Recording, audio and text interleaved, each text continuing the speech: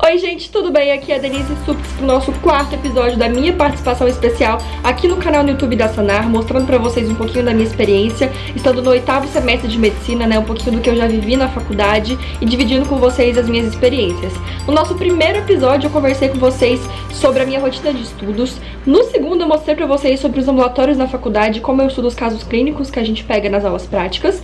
No terceiro episódio a gente conversou sobre os estágios, sobre como conseguir oportunidades práticas por fora da grade da faculdade. Foi super legal esse bate-papo e hoje eu vim falar sobre um assunto que já começa a apavorar a gente antes mesmo de entrar na faculdade, que são as provas. Eu tô terminando o 4º ano de medicina, como eu conversei com vocês, então eu já fiz muita prova na faculdade, tenho uma boa experiência pra poder passar pra vocês, experiências boas, coisas que deram errado, já peguei prova final também na faculdade, então eu quero passar um pouquinho de tudo isso pra vocês. Prova não é novidade pra ninguém, a gente já é acostumado a passar por essas avaliações desde muito cedo, só que na faculdade a gente tem uma visão um pouco diferente, outras modalidades de prova que geralmente a gente não tá acostumado, né? Existem duas modalidades de provas durante a faculdade de medicina. A primeira é a prova teórica, que a gente já tá acostumado, que a gente já vem do ensino médio fazendo, que a gente estuda teoria, faz uma prova lá, folhinha e tal, seja ela de alternativa ou uma prova aberta, né, pra gente escrever realmente as respostas.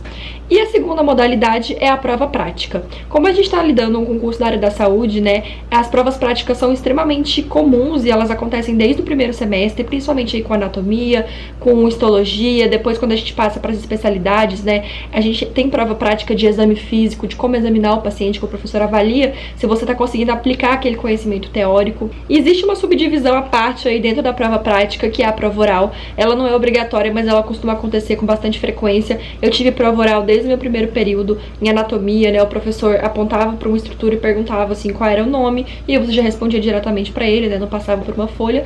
É uma coisa que assusta a gente fica bem assim, né, prova oral, parece que vai dar branco na hora, porque quando você tem uma folha, você tem um tempo, você ainda consegue às vezes pensar, às vezes naquela hora sumiu da sua cabeça, mas depois volta e a prova oral realmente deixa a gente mais nervoso. Então eu vou dividir com vocês a minha experiência baseado em prova teórica e prova prática, porque existem algumas minúcias que são diferentes de uma pra outra. Na prova teórica, o que eu mais tive dificuldade de me adaptar é que a gente tem aí na faculdade de medicina uma discrepância muito grande entre o volume de conteúdo que a gente precisa ter contato e o tempo que a gente tem disponível para fazer isso.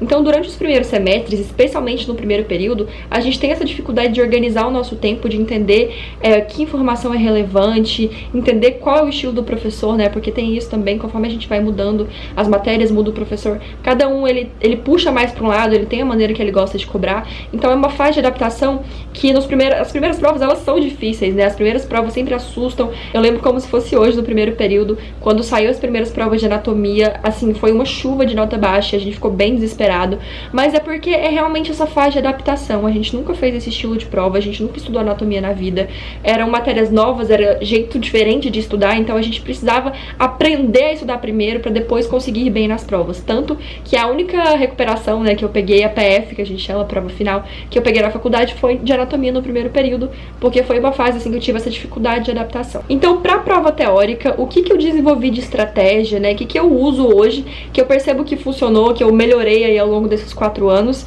e que tá fazendo efeito. Primeiro, como eu falei pra vocês, a gente tem um volume muito grande, desproporcional ao tempo que a gente tem disponível. Então, uma coisa que faz total diferença no resultado das minhas provas é o acúmulo de matérias. Quando eu deixo acumular muita coisa, não tem jeito. A gente fica desesperado, a semana de prova é extremamente estressante e a gente fica tão louco com aquele tanto de volume de coisa que tá atrasada, que isso acaba atrapalhando total o rendimento. Então, a primeira dica é evitar ao máximo que as matérias se acumulem. Eu sei que é difícil, porque a gente tem muita aula durante a semana e é complicado a gente ter tempo pra ver todas as matérias da mesma semana, mas evitar e não deixa passar de 15 dias desde o dia que você teve aquela matéria e o seu estudo, porque aí com certeza vai ficar acumulado e vai virar o terror. A segunda dica é a forma como você estuda. Óbvio que cada pessoa tem aquela maneira que mais funciona pra ela aprender, né? Que ela mais absorve aquele conteúdo. Mas eu não acho que existe um único método de estudo que seja universal, no sentido assim, eu só aprendo lendo, ou eu só aprendo ouvindo, ou eu só aprendo fazendo exercício. Eu sempre gosto de mesclar duas formas de estudar. Então, o que eu faço? Quando eu tenho uma aula, né, o professor vai me dar aquela aula, eu vou acompanhando a aula, fazendo um rascunhozinho, uma folha de sulfite mesmo, eu vou anotando palavras-chave, conceitos que ele falou que foi importante, alguma coisa que ele já falou, olha, isso é importante pra prova, eu já anoto ali, já faço um sinalzinho, né, e faço esse roteirinho básico, bem bagunçado mesmo, só pra me ajudar também a prestar atenção na aula, né, porque o que eu estou escrevendo eu tô ouvindo, então me ajuda a manter o foco na aula.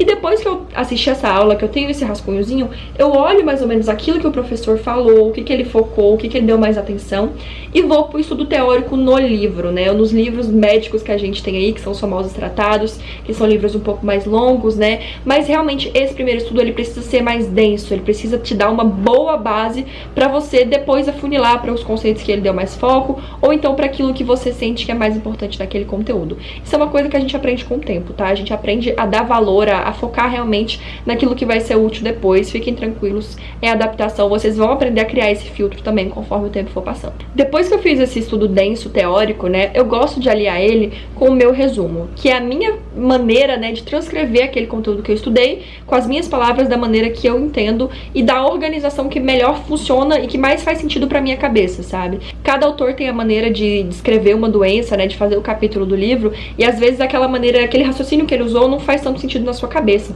Então eu gosto de reorganizar essas informações do meu resumo de maneira que crie um link mais fácil pra mim, sabe? Nos meus resumos, por exemplo, quando é uma doença que eu tô estudando, eu gosto de colocar primeiro um resuminho, assim, coisa de 2, 3 linhas do que é aquela doença, sabe? Uma definição. Algo bem simples de entender realmente, né? Pra você já começar a ler tendo uma noção basicamente do que se trata. Depois eu gosto de falar um pouquinho sobre a epidemiologia, sobre o desenvolvimento da doença, né? O que causa, sobre os sintomas, o quadro clínico, por que aqueles sintomas acontecem, eu gosto de explicar essa parte também. E aí depois, diagnóstico, tratamento. Então esse é o raciocínio que faz sentido na minha cabeça. Depois do estudo teórico e do meu resumo, eu gosto de partir para uma parte mais ativa do estudo, né? Então é nesse momento que eu costumo fazer questões, seja do banco de questões de residência ou às vezes um banco de questões que o próprio professor passou, mas eu gosto de resolver a questão, de ter essa parte ativa, de colocar aquele conhecimento que eu li para funcionar, para testar que se eu realmente entendi. Tudo isso eu faço antes da semana de provas, né? No dia a dia normal, quando eu tenho a matéria, o meu estudo tranquilo de dia a dia, né? De rotina. Quando se aproxima da semana de provas, ali 10 dias, uma semana antes, eu começo a revisar esse conteúdo, né, pra manter ele fresco na minha cabeça, ver se eu não tô com nenhuma dúvida. E eu faço isso tanto lendo o meu resumo, lendo artigo científico, buscando uma outra fonte teórica. Os super materiais da Sanar são ótimos pra isso também. Gosto de assistir uma videoaula também, porque às vezes eu já esqueci alguma coisa ali que eu não tô entendendo muito bem da explicação, aí eu vejo a videoaula pro professor me passar aquela informação de novo. Então, na hora da prova, quando você já fez esse estudo mais denso antes, ele é bem mais tranquilo, né? Você já fica com todo o material ali, você só precisa absorver novamente para relembrar aqueles conteúdos, aquele conceito que tá na sua cabeça. E na véspera da prova mesmo aí, tipo um dia antes, ou se a prova for de tarde, durante a manhã, eu gosto de resolver questões, né? Porque, querendo ou não, na prova vai ter questões, então se eu tiver contato com um grande número de questões, a chance de cair alguma coisa muito parecida é muito grande. Então eu gosto de fazer aí, bem na véspera mesmo, resolução de questões. E pra prova teórica, gente, é isso. Não tem muito mistério, é uma coisa que a gente já tá meio acostumado. Mas na prova prática, algumas coisas mudam. A gente não tá acostumado a ser avaliado, né, de maneira prática, de ter alguém ali vendo o que você está fazendo manualmente e julgando aquilo. Então a prova prática, as primeiras provas, assim, sempre, assim, desesperadoras mesmo, gente. Eu lembro do meu primeiro período e eu ficava nervosa só de pensar em prova prática de anatomia. Ficava todo mundo naquela fila esperando a vez, sabe, de entrar no laboratório. Aí o professor fazia a exposição das peças, colocava ali os alfinetes com números, e aí a gente tinha uma folhinha.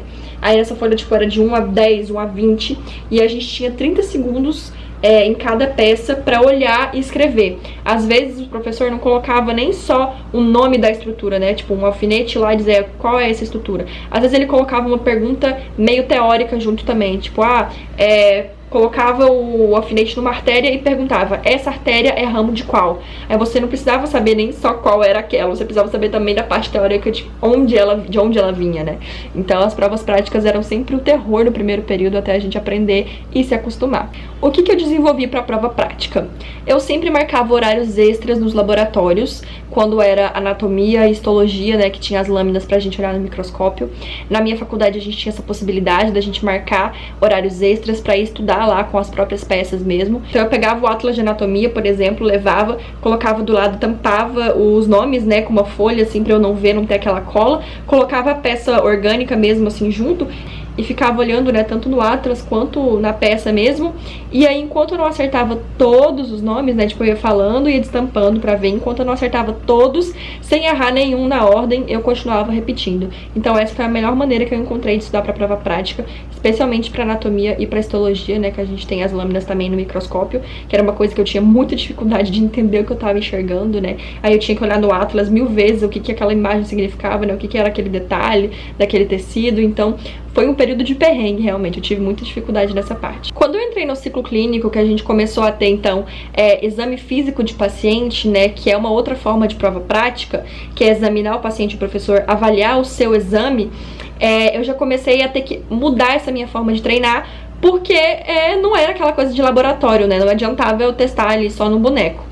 Então o que eu fiz, gente? Usei toda a minha família de cobaia. Quando a gente aprendeu a fazer a ausculta cardíaca, a ausculta pulmonar, exame físico geral, eu usava todas as pessoas da minha família como cobaia, né? Então almoço de domingo aí, todo mundo reunido, eu ia lá e ia treinar exame físico nas pessoas da minha família, porque aí eu tinha um grupo razoável de pessoas diferentes, né, pra eu treinar exame físico, e também isso ajudava a manter o passo a passo na minha cabeça. É óbvio que é um pouco difícil de você ter o retorno, que como você está em casa, né, você não tem ninguém ali pra te dizer se tá certo ou errado. Mas sempre os professores marcam monitoria, sempre tem aquele grupo de monitor que vai dar uma aula extra também, que você pode tirar dúvida.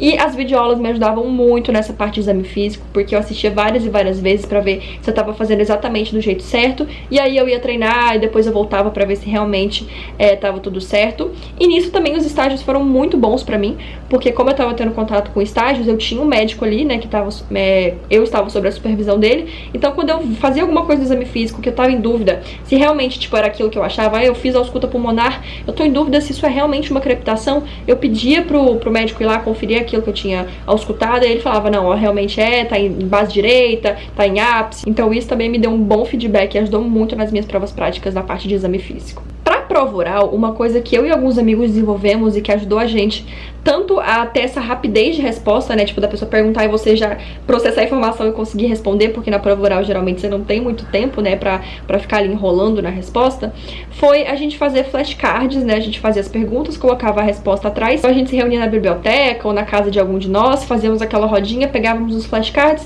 sentava um de frente pro outro, ou então eu ficava aqui, todo mundo ficava com os flashcards ali, era a minha vez de responder, aí lia a pergunta, né, ele já tinha uma pergunta e a resposta, e eu tinha que responder, então a gente fazia essa dinâmica, além de ser bem divertida, uma maneira legal de estudar, ajudava muito na prova oral pela rapidez, né, de resposta. E foi assim, com essas dicas, que eu sobrevivi a 4 anos de provas na faculdade de medicina. Tudo deu certo no final, continua dando certo. Espero que essa minha experiência tenha ajudado vocês, que vocês tenham aprendido essas dicas, já anotado aí pra aplicar durante os períodos de vocês. Se você não tá inscrito ainda no canal aqui da Sanar, já se inscreve e ativa o sininho de notificação. A gente tem mais um vídeo da minha participação por aqui e eu quero muito que você assista. Se você tiver alguma dúvida, pode deixar aqui nos comentários que eu venho responder. E a gente se vê no 5º e último episódio. Não vai perder. Tchau!